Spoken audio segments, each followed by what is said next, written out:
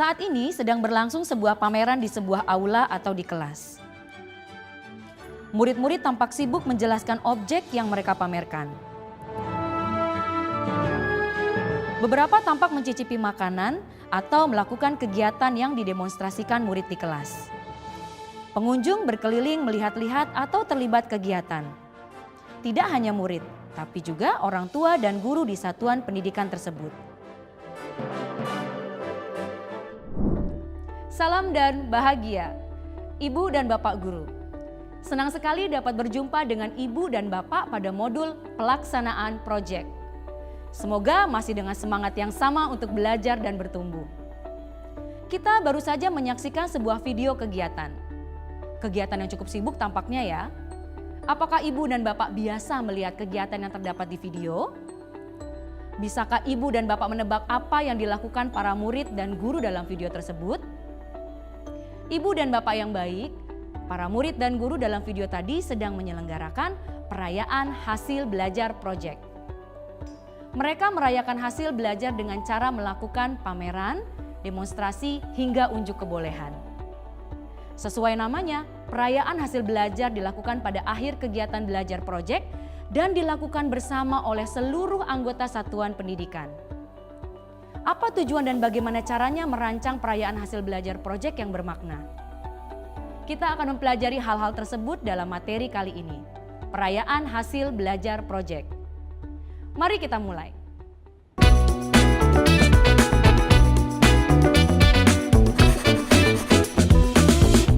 Apa yang terbersit dalam benak Ibu dan Bapak saat melihat video di awal?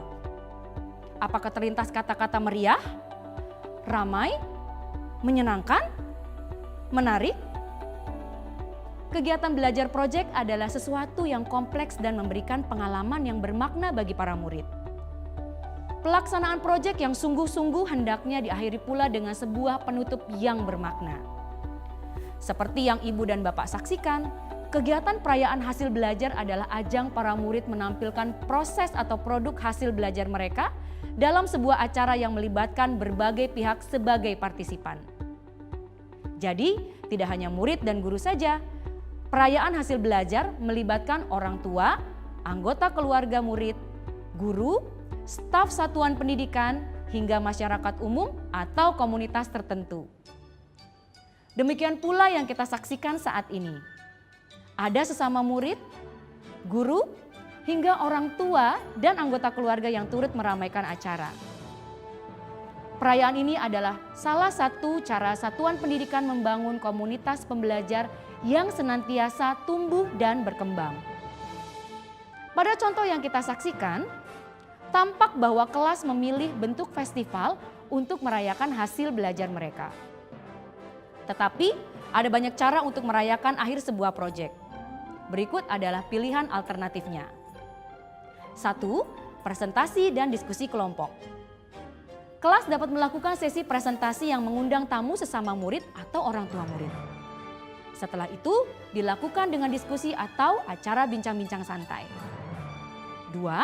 Mengundang sekolah lain atau pakar atau narasumber ahli untuk hadir dan memberi apresiasi pada hasil karya murid.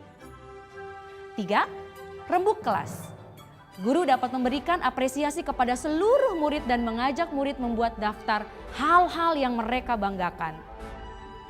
4. Melibatkan masyarakat melalui peliputan media atau siaran langsung, hingga pameran karya di gedung atau sarana umum. 5. Memberikan penghargaan kepada setiap murid yang mengakui keunikan mereka atau pencapaian selama melakukan proyek. 6.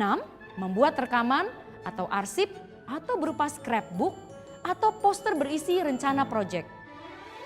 Atau membangun situs web yang sekaligus berfungsi sebagai galeri contoh pembelajaran berbasis proyek.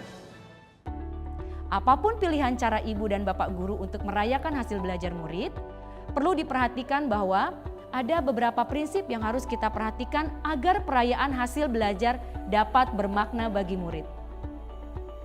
Prinsip pertama, kegiatan ini adalah acara yang dimiliki oleh murid, bukan guru. Guru akan berperan sebagai fasilitator yang mendampingi perancangan hingga pelaksanaan. Kedua, Kegiatan ini bertujuan untuk saling mengapresiasi, bukan mengevaluasi dan melakukan penilaian. Perayaan memberikan kesempatan yang baik bagi murid dan guru untuk melakukan asesmen otentik. Ketiga, selanjutnya jadikan perayaan sebagai ajang yang baik bagi murid. Murid untuk melatih kemampuan berinteraksi dengan masyarakat umum. Murid-murid dapat melatih kemampuan bicara di depan umum hingga membangun jejaring. Lakukan simulasi sebelum perayaan untuk hasil yang optimal. Terakhir, perayaan hendaknya telah dipertimbangkan bersama oleh kelas sejak awal perancangan proyek. Perayaan hasil belajar tidak hanya berupa kegiatan yang menampilkan hasil karya, ide-ide, dan pemikiran murid. Perayaan yang sesungguhnya adalah ketika murid menyadari bahwa mereka mendapatkan keterampilan atau pengetahuan baru yang bermakna bagi diri mereka. Bagaimana mereka dapat menyadari pencapaian tersebut? Disinilah pentingnya murid dan guru melakukan pembuatan refleksi akhir proyek atau refleksi tindak lanjut di penghujung proyek. Refleksi tindak lanjut bertujuan membahas proses berjalannya proyek secara keseluruhan. Dalam kegiatan ini, murid dapat mengevaluasi hasil belajar proyek mereka dibandingkan dengan kriteria sukses dan tujuan dari proyek. Refleksi yang baik akan memperkuat hasil pembelajaran, mempertajam keterampilan analisis, dan mengintegrasikan pengetahuan baru serta yang telah dimiliki. Terdapat dua pandangan dalam refleksi ini. Proyeksi ke belakang, yang melihat apa saja yang sudah dilakukan, dan proyeksi ke depan yang bertujuan merencanakan apa yang akan dilakukan setelah ini. Dengan melakukan ini, murid akan memiliki rasa kepemilikan terhadap proses belajar mereka dan mampu menentukan target serta tujuan belajar di masa depan. Dalam pelaksanaannya, refleksi dapat dilakukan secara verbal maupun tertulis. Ada banyak metode untuk melakukan refleksi yang dapat dipilih. Kita dapat memilih salah satu di antaranya. Beberapa contoh kegiatan refleksi adalah diskusi kelas, menulis jurnal, membuat video, dan membuat serta menceritakan gambar. Untuk mendukung kegiatan refleksi yang tepat, maka berikanlah pertanyaan yang tepat. Pertanyaan seperti apa yang dapat kita ajukan? Berikut beberapa contohnya. Apakah saya sudah berhasil mencapai tujuan belajar dari proyek ini? Apa bukti-buktinya? Bagaimana upaya yang sudah saya lakukan selama melaksanakan aktivitas proyek ini?